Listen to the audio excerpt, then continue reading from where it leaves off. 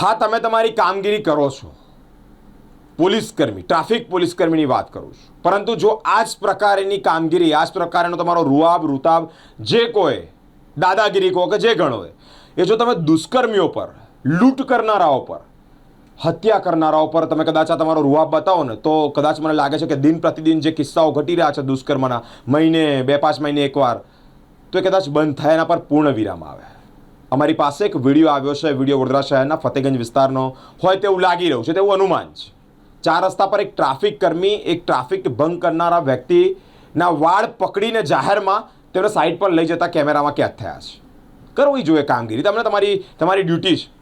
પણ આવી જ ડ્યુટી કદાચ પોલીસ વિભાગ એ બળાત્કારીઓ પર, એ દુષ્કર્મ કરનારા પર, એ લૂંટ કરનારા પર, એ હત્યા કરનારા પર, ખુલ્લે આમ હત્યાઓ કરનારા પર કદાચ જો આવી રીતે જાહેરમાં કરે ને તો મને લાગે છે કે ઘટનાઓ પર પૂર્ણ વિરામ થઈ શકે છે.